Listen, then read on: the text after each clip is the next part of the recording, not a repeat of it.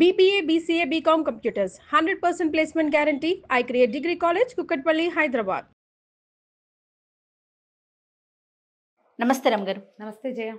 ఒక సందర్భంలో ఏదో మాట్లాడుకుంటాం, ఏదో ఒక చిన్న ఇన్సిడెంట్ జరుగుతుంది, అక్కడ మనం ఉంటాం ఉండకపోతాం, కానీ వేరే వాళ్ళ ద్వారా తెలుసుకోవటం, దాన్ని తీసుకొచ్చి ఇంకొకరి దగ్గర మాట్లాడటం, అంటే ఇక్కడ జరిగిన విషయాన్ని ఇంకొకరికి చెప్పడం, ఇంకొక చోట జరిగిన విషయాన్ని తీసుకొచ్చి మనకి చెప్పడం.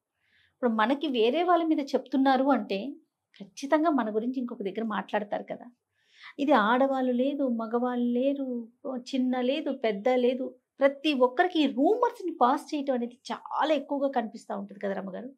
అర్రే వాళ్ళకి గబుక్కును తెలిసిపోతుందేమో, అప్పుడు మన పరిస్థితి ఏంటి, అసలు మనం ఎట్లా మినిమం అసలు ఆ థాట్ కూడా కనిపించట్లేదండి. ఎన్ని చూస్తున్నాను రమ్మగారు నేను. అసలు అంత ఎప్పుడు మాట్లాడుకుంటున్నారు జయ? ఖాళీ ఏది? ఎవరైనా ఎవరితోటైనా మాట్లాడుతున్నారంటవా? అంటే మాట్లాడుతున్నావా అంటే అంటే ఫోనుల్లో ఉండుండొచ్చు, ఆ కలిసిన కొద్ది సమయం కూడా దీనికే ఉపయోగిస్తున్నారు, గాసిపింగ్స్కి. గాసిపింగ్స్ ఇది ఒక మంచి ప్రాక్టీస్ కాదు. ఇవాళ మనం ఒక గాసిప్ చెప్పుకుంటే రేపొద్దున మన మీద ఒక గాసిప్ వస్తుంది కదా, మన సంగతి కూడా బయటకు వస్తుందిగా. మనం మాత్రం ఎందుకు దీన్ని ఎవరు అతీతులం కాం కదా. అంతేగా. ఇప్పుడు ఒక విషయం మీరు నాకు చెప్తే ఒకటి, నేను మన విక్రమ్కి చెప్తే 2, అక్కడికి వెళ్తే 4. అది అసలు జరిగింది ఒకటే, ఎన్ని రకాలుగా వెళ్ళిపోతుంది. తర్వాత సకపోల కల్పితాలు ఉంటాయి కదా, మన నోట్లో కొన్ని పుడతాయి, మన భావాలు దానికి యాడ్ అవుతాయి, మన అభిప్రాయం దానికి ప్లస్ అవుతుంది, అన్నీ కలిసి విషయం వేరేగా అవుతుంది. సాధారణంగా అలాగే జరుగుతాయి జయ. ఇప్పుడు నేను నీకు ఒక విషయం, నాకు ఒక ఎవరిదో ఒక సీక్రెటో లేదా ఒక ప్రత్యేకమైన సంగతో తెలుసు, మన ఇద్దరం దాని మీద ఏదైనా ఒక ఇలా ఉంది, ఇలా జరుగుతుంది, ఇలా ఉంటుంది అని మన ఇద్దరం డిస్కస్ చేసామనుకో. డిస్కస్ చేయటం అంటే దీని మీద ఇలాంటి పరిస్థితులు వాటి గురించి ఏదో మాట్లాడుకున్నాం, నువ్వు వినే సూరుకుంటే ఒక రకంగా ఉంటుంది, మన ఇద్దరం మాట్లాడుకుంటే ఒక రకంగా ఉంటుంది.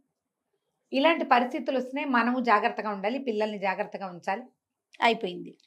ఇప్పుడు జాగ్రత్తగా ఉండటం అనేది కదా మెయిన్ పాయింట్. అసలు పాయింట్ ఏంటి? జాగ్రత్తగా టు బి అండర్లైన్డ్ పాయింట్ ఏంటి? జాగ్రత్తగా ఉండటం. జనం ఏం చేస్తారంటే జాగ్రత్తగా ఉండేదాన్ని వదిలేస్తారు.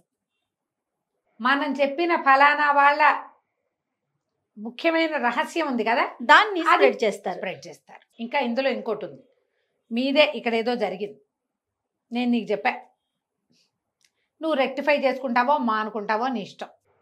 నేను నీకు చెప్పేశాక ఇంకా అందులో మ్యాటర్ లేదు. నేను ఇదే విషయాన్ని 5-6 చెప్పాను అనుకో, నేను దీన్ని గాసిపింగ్ అంటారు. అంతేగా. కొంతమందికి ఈ ప్రాక్టీస్ ఉంటుంది, ఇక్కడికి ఇది అయిపోయింది అని ఫినిష్ చెయ్యరు. అయిపోయినట్టు కాదు అది, వాళ్ళకి తెలిస్తే తెలిసినట్టే, అది ఎప్పుడు నిత్య నూతనంగానే ఉంటుంది. ఈ నిత్య నూతనాన్ని స్ప్రెడ్ చేస్తారు. ఇది మాట్లాడకూడని విషయం అనే ఇంగితం ఉండదు.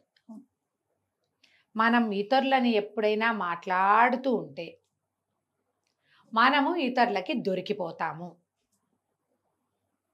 ఏదైనా పర్టికులర్ సందర్భంలో, ఒక ప్రత్యేక సందర్భంలో మనం మాట్లాడాల్సిన మాట అయితే వేరే సంగతి, కానీ ఇలా ఎంతసేపు ఎవరో ఒకళ్ళ విషయాలు ఎవరో ఒకళ్ళ దగ్గర ఎత్తిపోతల పథకంలాగా వాట్సాప్లో ఒక మెసేజ్ రాగానే మనం 5-6 పంపిస్తాం, మనకు ఒక ఇది వచ్చిందంటే మనం 5-6 పంచుతాం.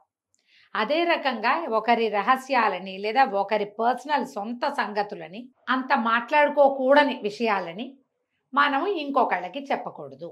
చెప్పి ఎవరికి చెప్పొద్దు అనేది ఒక ట్యాగ్ లైన్. మళ్ళీ అది వింటాం కదా రమ్మగారు, నాకు భలే నవ్వు వస్తుంది. నేను నీకే చెప్తున్నాను, ఇంకా నువ్వు ఎవరికి చెప్పొద్దు.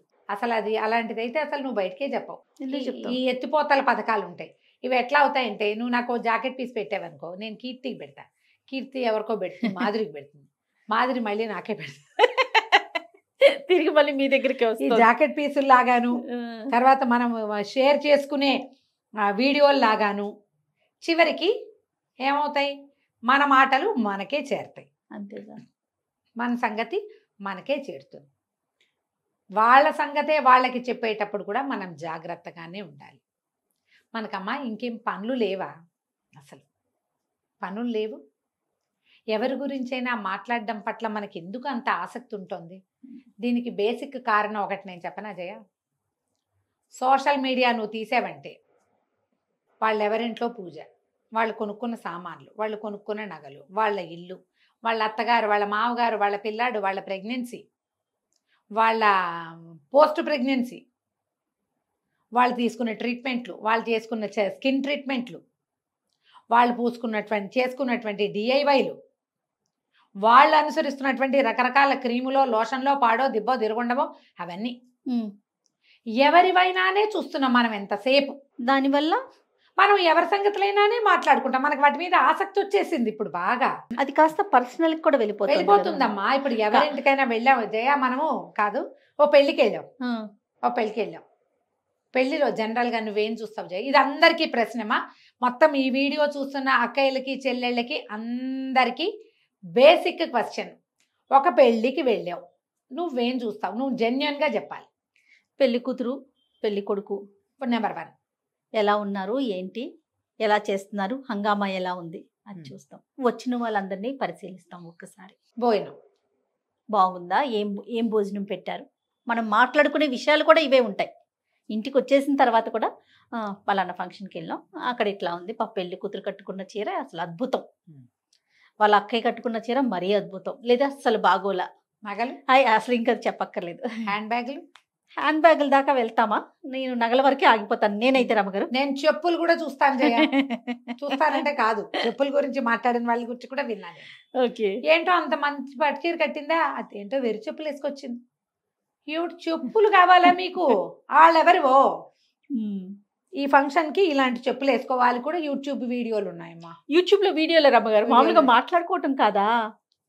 ఓ మై గాడ్, ఈ ఫంక్షన్ కి ఇలాంటి చెప్పులు వేసుకోవాలి, సెట్ అవ్వటం. నేను ఇలా తయారయ్యాను, నేను ఇవాళ అక్కడికి అలా తయారయ్యాను, ఇక్కడికి ఇలా తయారయ్యాను, అది చేసుకున్నాను, మేకప్ చేసుకున్నా, రొటీను. ఎక్కడికి వెళ్ళాలన్నా నేను ఎలా తయారయ్యానో చెప్పటం. సన్నగా క్లోజ్గా కుర్చీలు పెట్టి, ఆ 8 కుర్చీలు పెట్టి ఇట్లా దగ్గరగా వేసుకున్న పంటతో ఒక అమ్మాయి కనపడుతుంది. నేను 30 వీడియోలైనా చూసా జయ అట్లాంటివి. మీరు ఎందుకు చూస్తారు అని నన్ను అడక్కు, ఏదో చూస్తుంటే అవి కనపడతాయి. అమ్మాయి రిచువల్, అమ్మాయి రోజువారీ రొటీను తయారయ్యేటప్పుడు ఈ చెప్పులతో పేరప్ చేశా. అంటే పెళ్ళికి వెళ్ళేటప్పుడు ఎలాంటి చెప్పులు, ఈ చీర కట్టుకుని పట్టు చీర కట్టుకుంటే నీ రోజువారీ చెప్పులు వేసుకెళ్ళకూడదు, దానికి వేరే చెప్పులు ఉండాలి. అదైతే అయ్యింది. ఈ మనం మాట్లాడుకునేటప్పుడు ఎవరో ఫ్రెండ్కి నేను నా చెవితో మెట్రోలో విన్నాను తెలుసా, ఇది నిజంగా. మంచి మంచి డ్రెస్సులు వేసి కానీ చెప్పులు దిక్మాల చెప్పులు వేసుకుంటుంది, చక్కగా డ్రెస్ వేసింది, అస్సలు మ్యాచింగ్ లేదు ఆ చెప్పులు, రోతగా. మెట్రోలో విన్నా జయ ఇది. నేను మాట్లాడుకుంటున్నారు, ఆవిడెవరో, మా అమ్మాయి ఎవరో సరైన చెప్పులు వేసుకోదని ఈవిడెవరో ఇంకో అక్కయ్య ఇంకో చెల్లయ్యమ్మకి చెప్తాం. అంత అవసరమా అమ్మా? అంత అవసరమా? మనం అలా అయిపోయాం జయ. దీనికైతే ఈ మొత్తం పట్టాన్ని సోషల్ మీడియాకే కట్టాలనుకుంటాను నా మటుకు. నేను ఇంతకు ముందు లేదా రమ్మగారు ఇంత ఎక్కువ లేదమ్మా, ఉన్నవి. గాసిపింగ్ అంటే నీకు ఏంటంటే వాళ్ళ విషయాలు, వాళ్ళ సంగతులు కాకుండా ఇప్పుడు వాళ్ళ నగ, నట్ర, గట్టు, బట్ట మొత్తం సమస్తమైనవి గాసిపింగ్లోకే వచ్చేస్తుంది. ప్రతిదీ చూడాలి, ప్రతి డీటెయిలింగ్ ప్రతి వాళ్ళకి కావాలి, ప్రతి దాని గురించి మాట్లాడాలి. ఏదో పెళ్లి కూతురు పెళ్లి కొడుకు అక్కడ వరకు చూస్తాం తప్ప ప్రతి ఒక్కరిదినా, ప్రతి ఒక్కరి గురించి మాట్లాడతాం. మనము మన దగ్గర ఇదివరకటికి ఇప్పటికీ సమాజం ఎట్లా మారిందంటే జయ, నన్ను ఎవరు జడ్జి చేయకూడదు. నేను అంటే మనం ఏదో విషయం చెప్పాం, జడ్జిమెంటల్గా ఆలోచించద్దు అని చెప్తాం. ఒకళ్ళ పిల్లలు ఎవరో పెళ్లి చేసుకున్నారు, డివోర్స్ చేసుకున్నారు, జడ్జిమెంటల్గా ఉండకూడదు మనం. ఓ పాప బొద్దుగా ఉంది, లేదా సన్నగా ఉంది, లేదా తెల్లగా ఉంది, నల్లగా ఉంది, బాడీ షేమింగ్ చేయకూడదు, ఇలా మాట్లాడకూడదు. ఇవి ఖచ్చితమైన నియమావళి మనకు ఏర్పడింది ఇప్పుడు. అది ప్రత్యక్షంగా ఉన్నప్పుడే జయ. అవును, కానీ పరోక్షంలో మనం అదే చేస్తున్నాం ఇప్పటికీ. పరోక్షంలో కూడా మనం జడ్జిమెంటల్గా ఉండలేకపోతున్నాం. పరోక్షంలో బాడీ షేమింగ్ చేస్తాం. ఎదురుకుండా ఉన్నప్పుడు ఏం చేయకూడదు, మాట్లాడకూడదు. అలా మాట్లాడంగానే ఒక్క వాక్యం అంటే వాళ్ళ చీల్చి చెండాడతారు జనమంతా పడి. అవును, కానీ ప్రతి వాళ్ళు ఈ చీల్చి చెండాడిన వాళ్ళందరూ పరోక్షంలో అలాగే మాట్లాడతారు. కరెక్ట్. ఈ ప్రత్యక్ష పరోక్షాలకి తేడాని జాగ్రత్త పడండి అక్కడ. మనం అది జాగ్రత్త పడకపోతే మనం కూడా అలాగే దొరుకుతాం, అంతే కదా. మన తర్వాత ఉండే పిల్లలు కూడా అవే నేర్చుకుంటారు. అప్పుడప్పుడు ఒక్కొక్కసారి మనం వేసినటువంటి ఒక గాసిప్ సెంటెన్స్ 100 సెంటెన్సులకు తోడే భూతంలాగా మనం వెంట పడచ్చు.